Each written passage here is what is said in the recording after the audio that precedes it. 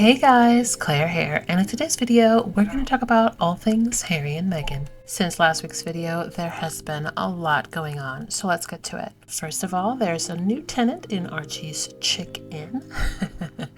It was a bit funny to see the global headlines concerning Harry and Meghan's newest rescue chicken from Ellen DeGeneres. I kid you not. There were global headlines about a rescue chicken. She even trended on Twitter. I love the fact that the Legends of Aviation's organization responded to the insane talking points coming from the British tabloids. A source connected to the event told the mayor that Prince Harry's honor recognizes so much of his entire life, not just his time flying helicopters and serving in the army. Harry's name was put forward because of his astonishing commitment to helping those in and out of the military, but he stands tall as a philanthropist, and any suggestion of this as a publicity stunt is a disgraceful and offensive suggestion. Of course, John, as in John Travolta, was an advocate for Harry and supported his nomination. He has always felt a connection to him, especially because he and Diana enjoyed a moment of pop culture history by dancing at the White House.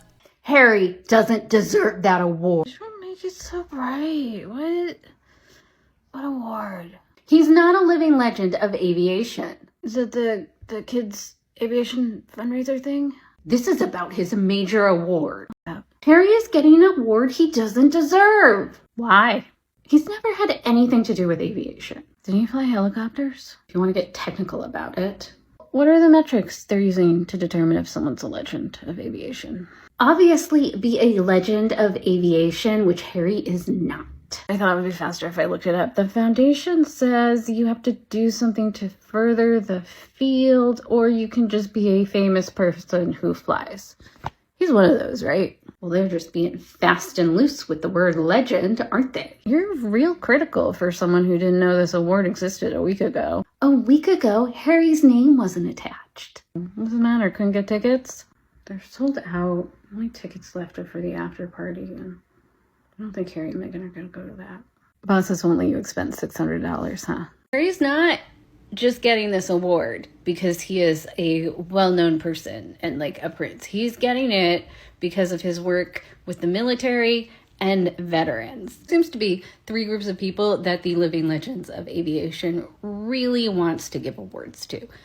CEOs of aviation corporations, airshow pilots, and people who have served in the Air Force. Celebrities seem to be pretty low on the list of people they actually want to give this award to. They've only given it to about a dozen people who are actors or directors who are just people who happen to fly, whereas they've given this out to at least 35 service members, particularly people who served in the Air Force. Even the other HRH inductee, Prince Sultan bin Salam, was inducted because of his work with NASA and because he served in the Saudi Air Force. He was in combat in the Gulf War. He retired as a colonel. So many of the military personnel that have been inducted into this organization are service members. They were just pilots and they never really rose to a particularly high rank. They served in World War II or Vietnam or the Gulf War or a bunch of other conflicts. The Rhoda is not only discounting and minimizing and basically like shitting on Harry's service, they are also doing that of all of these other service members, whether or not they've been inducted into this organization or not. The military trains people to be some of the best pilots in the world. It trains them to fly in extremely stressful conditions, to do something that is incredibly complicated and requires a lot of high-level thinking very quickly. While the UK press continues to create a buzz surrounding Harry and Meghan, Prince Andrew has been enjoying a shooting party with friends in Windsor. So just let that sink in. Now, unless you've been living under a rock, I know you have heard the stories or read the stories surrounding Queen Elizabeth and Princess Lilibet Diana and the name.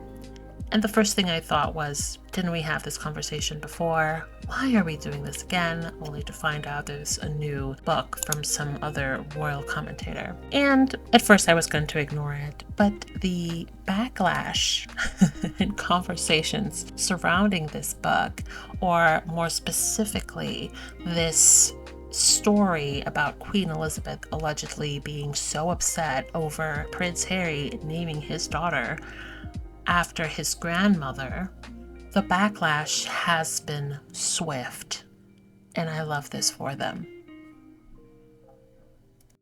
Hi, Daily Mail. I was just checking the headlines tomorrow, and I thought, I wonder what you're going to focus on. Is it going to be the NHS waiting list? Are you still going to try to say that the junior doctors are causing them? Or maybe you're going to look at the YouGov poll, like the Telegraph, and finally admit that the Tories are done for. Or, I don't know, maybe the fact that we're bombing Yemen, or there's a war between Israel and Hamas, maybe Ukraine, Russia. I don't know, lots of world events, isn't it? Maybe that Donald Trump has said that he's God, and Nigel Farage is happy that he's been name-checked by him. I don't know, these are all your options. But what have you gone for? Harry and Meghan called their child Lilibet, and according to an unauthorised biography, the Queen wasn't happy about it. That'll be the Queen that's been dead for quite some time. She's no longer our monarch, is she? We've got a King Charles now. Okay, but it's great. You've really got your finger on the pulse, educated us, as you were. Okay, so I know we've all seen this nonsense by this point that Queen Elizabeth was allegedly so angry over Princess Lilibet naming. Now, the fact that Queen Elizabeth never herself said that, at least nothing that we can see that is documented, I think it is very curious that this is now coming up. Now, I do think that part of the reason is that the Sussex camp is on lockdown and they are absolutely desperate for stories when it comes to these two. But I thought I would look into it a little bit more, even though I know this is a bunch of BS. So I found this Newsweek article that was roughly saying the same thing, but I did find something that I thought was interesting in the article.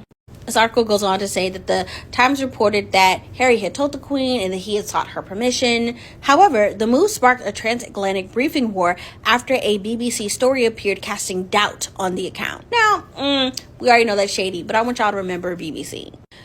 So Robert Hardman, who's an author, spent the last year shadowing Charles for a BBC documentary, has suggested that the dispute put the Queen at her angriest in his new book, Charles III, New King, New Court, The Inside Story. So here we have now found the motivation for why this story is out there. One, nobody cares anything about Charles. No one's going to read that book unless you put Harry and Meghan in it and try to stir up drama, clearly, is what this is. Because again, this idea that a grandmother would be, or great-grandmother in this case, would be furious that her great-granddaughter was named after her doesn't make any sense. Especially because we all know that Harry's her favorite, okay? We all know that Harry is the favorite. But this family has precedent on precedent of naming children after other members of the family. I mean, Charles III didn't become Charles III because there wasn't two before him. You know what I'm saying? So why would she all of a sudden now have an issue? Now, we know what they're trying to say. They're trying to say that their relationship had broken down to the point that she didn't even want her great-granddaughter to be named after her. And I think that's absolutely a disgusting thing to do.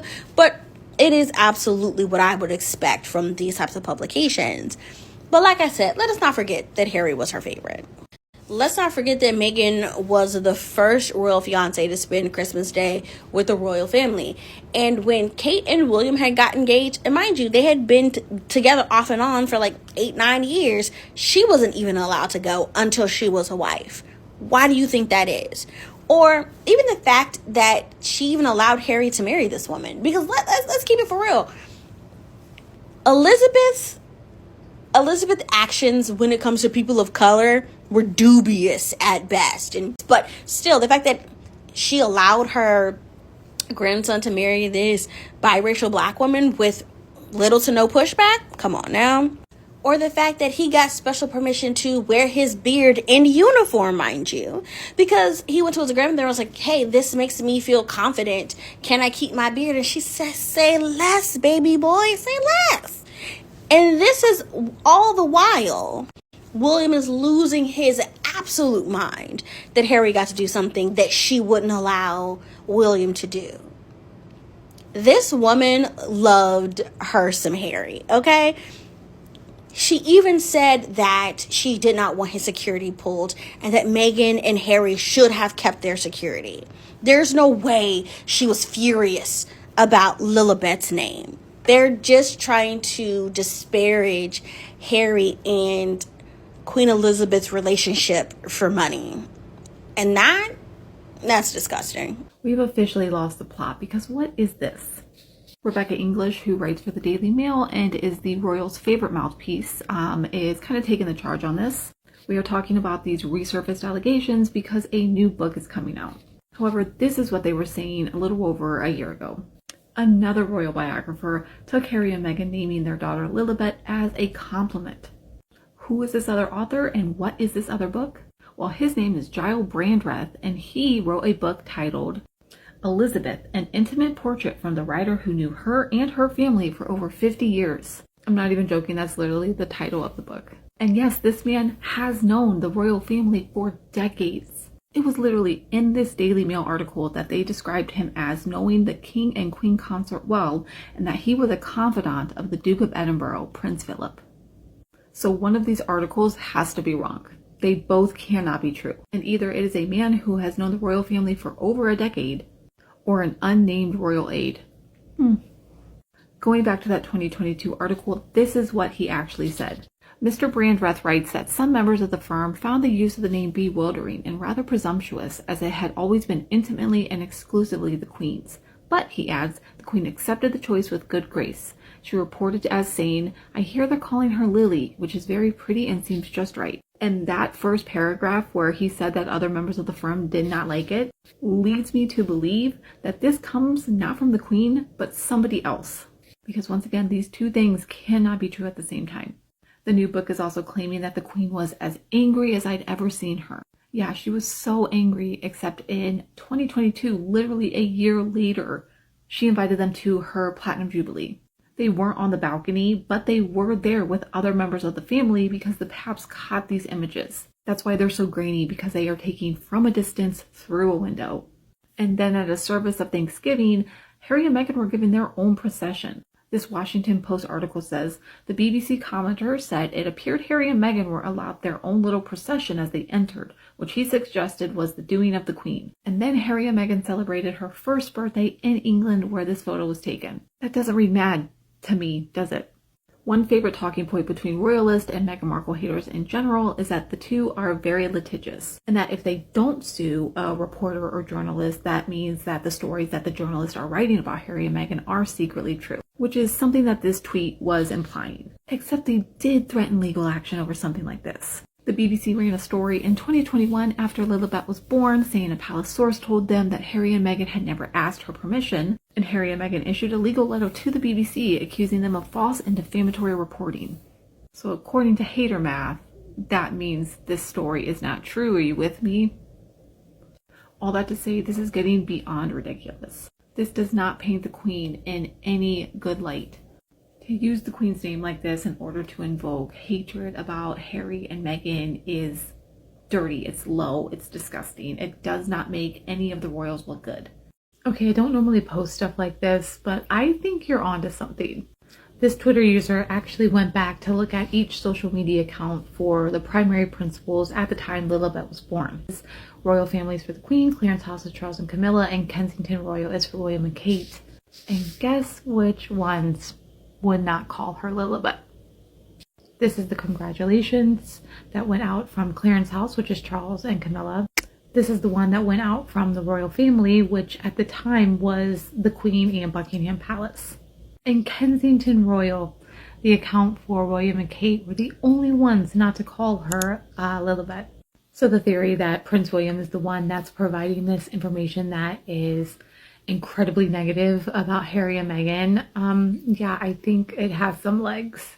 The backlash for this narrative was so strong that you have the author going on to Great Morning Britain and completely changing the narrative that he himself created in the book. That we have not until this moment known whether it's true or not. This claim about Harry and Meghan calling the Queen to ask if they can call their daughter Lilibet. Now, a number of people would say, well, why did they need to even ask her at all? The understanding was at the time that she gave her approval because they said we wouldn't have done it unless she was supportive. Supportive, yeah. What is the truth? Well, was she supportive? Did she say, yes, it's okay? Was she honoured? Was she touched? The rab out it, which I've alluded to in my book, wasn't to do with the actual naming of the child. I mean, she adores Harry, she adored Lilibet. It was the way it was handled. It was the fact that she was presented as having given her blessing for something that had already been presented as a fait accompli. And the one thing you don't do with the Queen is put words in her mouth. She's always been extremely, she was always very clear about, I did this, but I didn't do that. I mean, I always remember once she had been told that she'd been handed a speech and it began, I'm very glad to be back in Birmingham. And she crossed out the word very because she said, I'm glad to be back. But she thought it smacked of insincerity. She absolutely, her words were very, very careful. And so when Harry and Meghan's lawyers were effectively dragooning the palace into supporting their version of events, it's like, no. That was the source of the anger. It was the handling of the naming, not the naming itself, if you see what I mean. Interesting. Let's not forget that he said, quote, in his book, I don't own the palaces or the paintings, only my name. And now they have taken that. That's what he said in the book. But we just heard him say in the video that she didn't have a problem with the name itself. It's how they handle it. So which one is true? Also, it's extremely frustrating how members of the UK press never challenge people who are giving you unsubstantiated narratives from unnamed sources while trying to discredit firsthand experiences from Harry and Meghan about their own lived experiences. It's insane. In the book, he also said that, according to this unnamed source, the Queen was as mad as they've ever seen her. But now that there's a backlash, you're saying something different. So which is it? Which one is the truth?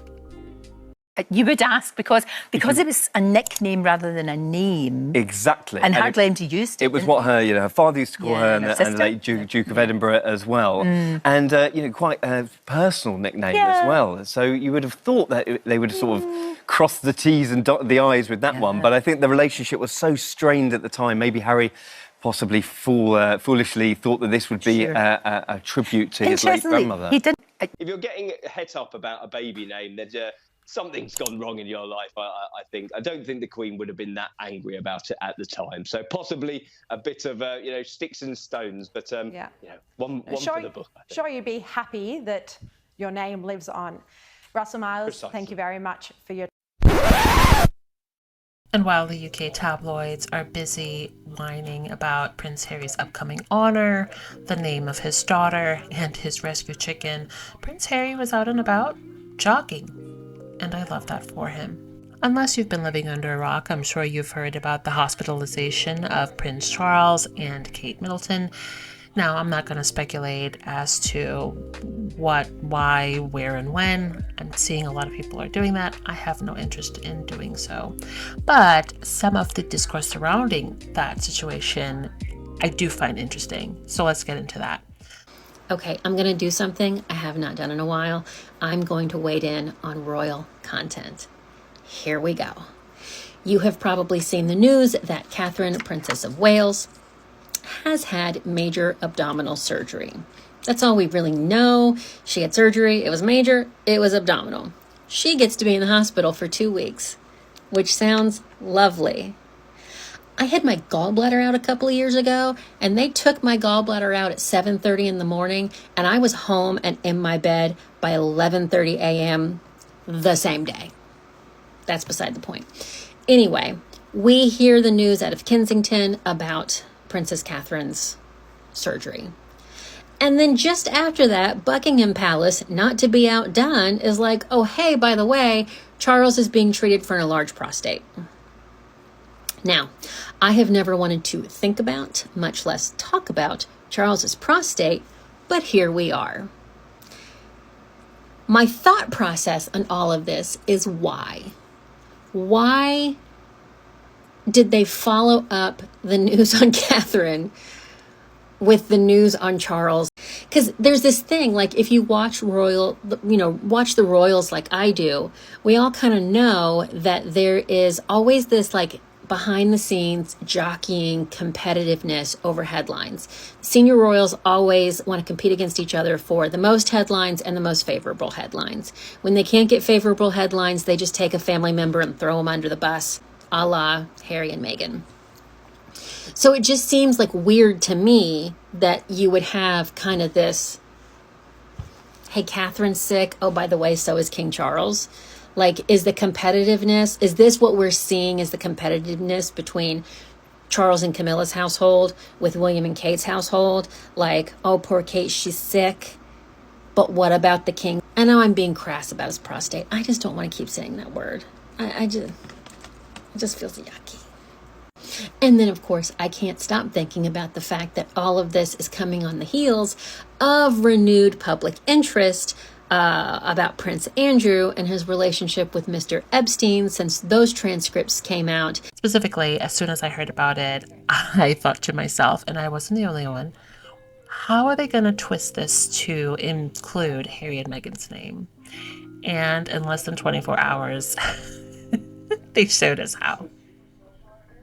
Also, it was very interesting to note that some of the people who are constantly moaning and groaning about Harry and Meghan's expectation of basic privacy now has a better understanding of what basic privacy entails now that Kate and William have requested privacy while they go through this hospitalization. So that's always interesting.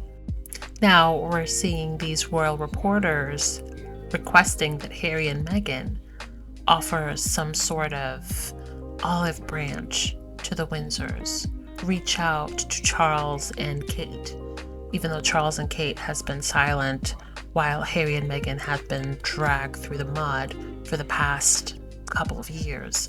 They said nothing when Meghan lost her baby and had a miscarriage. They said nothing when podcasters were sentenced for making threats against the lives of Prince Harry and Prince Archie. They said nothing when former Met police officers were in court for exchanging racist WhatsApp messages. They said nothing when Prince Archie was likened to a chimp. They have said nothing over the past couple of years. And somehow Harry and Meghan are always the ones who are expected to rise above. Also, a lot of people are commenting on the fact that days ago, Kensington Palace had one of the royal reporters, I believe it was Russell, saying that they were working on some sort of tour. So if you're saying that this hospitalization was planned, why would you release that information about the upcoming tour? So there's a lot of inconsistencies there. Honestly, I feel like the palace is constantly inconsistent. So this is no different as far as I'm concerned. But yeah, it is interesting. We've even seen people like Angela Levin, who I swear to God, I think she is as obsessed with Prince Harry as Piers Morgan is as obsessed with Meghan Markle. Restraining orders, please. Because now she's saying, oh, Harry is coming back. And it's always Harry. They never include Meghan. They never include the children. They always fixate on Harry. It's a sense of entitlement, manipulation, and gaslighting I have never seen. No wonder Harry wanted out long before Meghan. I would lose my mind if I grew up in an environment such as that, surrounded by press and palace aides and courtiers and family members. It's like the Game of Thrones, a real life version of the Game of Thrones. Cutthroat, petty, abusive, dysfunctional, doesn't even begin to describe it. Leaves the nation reeling? What the hell kind of mess is this headline? Oh, Lord, I'm trying so hard to be good this year, but they keep drawing me in. Let's break it down.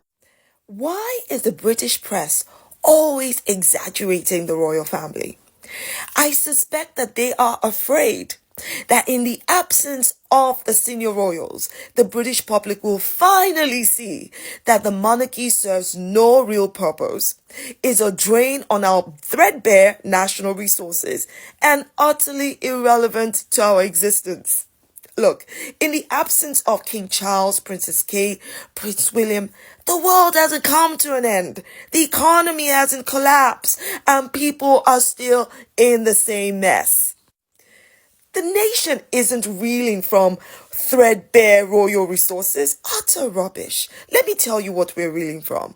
We are reeling from a cost of living crisis, a broken down NHS system, poverty, systemic racism, culture wars, social injustice, Brexit, food banks, home shortages, homelessness, the incompetence of the Tory government, and that's just to name a few.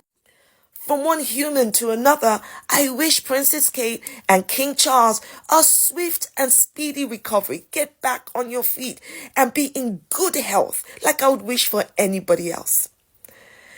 But no one, absolutely nobody, is reeling from the absence of whatever they call work.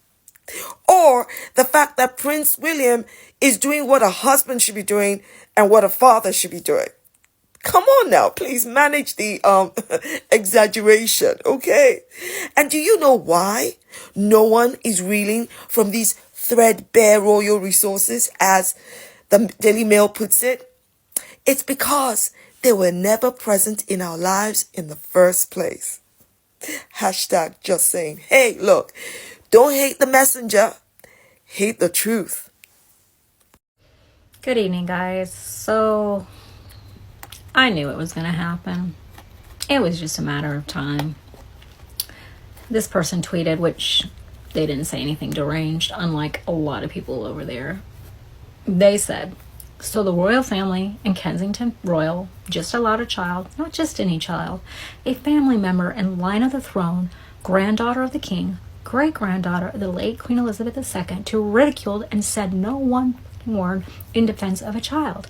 And they expect Harry and Meghan to say something. These people were insane on a level that is beyond clinical. I have to agree with this. Twitter, X, whatever. They're going to be damned if they do, damned if they don't. We knew it. The tabloids and a couple of the more embarrassing broadsheets have gone big today on the supposed story that the late Queen was furious when Prince Harry and Meghan, Duchess of Sussex, called their second kid Lilibet. The late Queen, R.I.P., was devastated. They said it was the most upset she's ever been. And I'll than when her husband died. More than when her husband More than died. when the Royal Yacht Britannia was decommissioned. Forget all about it. That's nothing. A toddler stole her name. Apparently, she said, I don't own the palaces or the paintings, only my name. And now they've taken that. That, I'm pretty sure, is a direct quote from What's Love Got to Do with It. When Tina just wanted her name. She just wanted her name. She is technically as well Elizabeth II, though.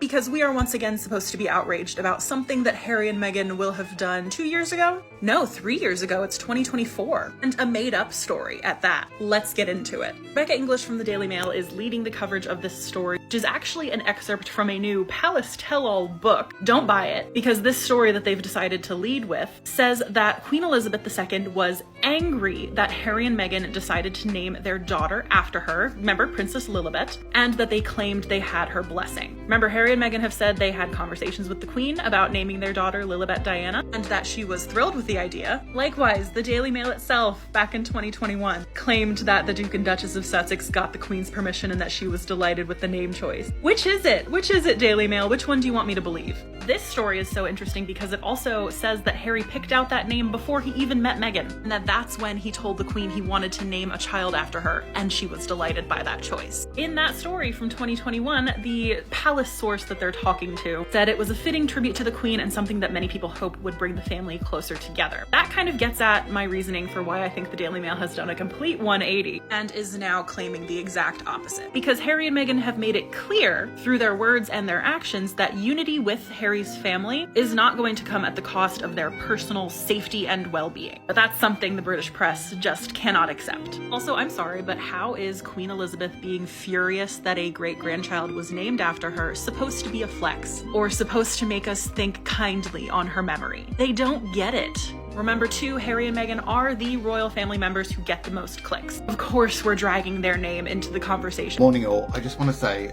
I'm here for you. Right, deep breath. Firstly, are you okay? I hope so. Feels very strange and deep.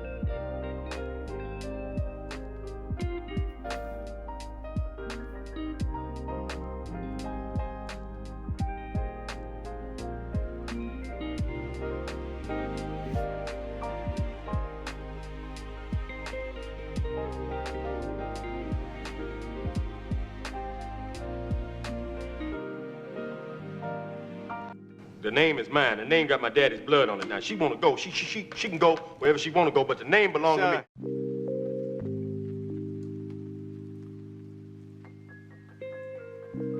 me. Thanks for watching. Don't forget to like and subscribe. Also, hit that notification bell.